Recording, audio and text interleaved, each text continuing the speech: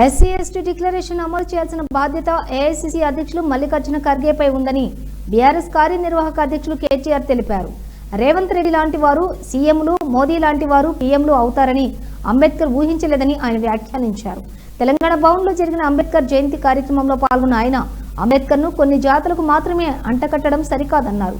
పార్లమెంట్లో అంబేద్కర్ను చిన్నగా చేసి మాట్లాడి చెబుతున్నారంటే కేటీఆర్ ఆవేదన వ్యక్తం చేశారు. బాబాసాహెబ్ జయంతి తరపున నేను అడుగుతా ఉన్నా, జయంతి రోజు అడుగుతా ఉన్నా, ఎస్సీ ఎస్టీ డిక్లరేషన్ ఇలా కనీసం 0.1% అమలు చేస్తావా?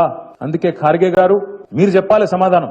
ఎస్సీ ఎస్టీ డిక్లరేషన్ కోసం ఆనాడు మీరు వచ్చి చెప్తే ఇక్కడ దళిత జాతి నమ్మింది, మీరు వచ్చి చెప్తే ఇక్కడ గిరిజనులు నమ్మిండ్రు, మీకు నమ్మి ఓటేసి ఇలా అధికారం ఇచ్చిండ్రు.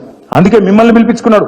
బీసీ డిక్లరేషన్ కి సిద్దరామయ్య గారిని, ఎస్సీ ఎస్టీ డిక్లరేషన్ కి ఖార్గే గారిని, రైతు డిక్లరేషన్ కి రాహుల్ గాంధీ గారిని, యూత్ డిక్లరేషన్ కి ప్రియాంక గాంధీ గారిని, మొత్తం మేనిఫెస్టోకు సోనియా గాంధీ గారిని, ఉన్న కాంగ్రెస్ నాయకులందరినీ ఢిల్లీకి దించి ఇట్లాంటి విడుదల చేశారు. ఇవాళ మనం ఆలోచించాల్సింది, మనం అర్థం చేసుకోవాల్సింది, ఇన్ని రకాల మోసం చేసి గద్దెనెక్కితే బాబాసాహెబ్ అన్ని పెట్టిండు అంబేద్కర్ గారు, ఒక్కటి మర్చిపోయిండు. తప్పుగా అర్థం చేసుకోవద్దు. ఓటేసి రాజ్యంలోకి వచ్చినాక, అధికారంలోకి వచ్చిన తర్వాత వీళ్ళని ఎట్లా దించాలని మాత్రం మర్చిపోయింది సార్. ఎందుకంటే గింత దొంగలు ఉంటారని తెలియదు ఆయన.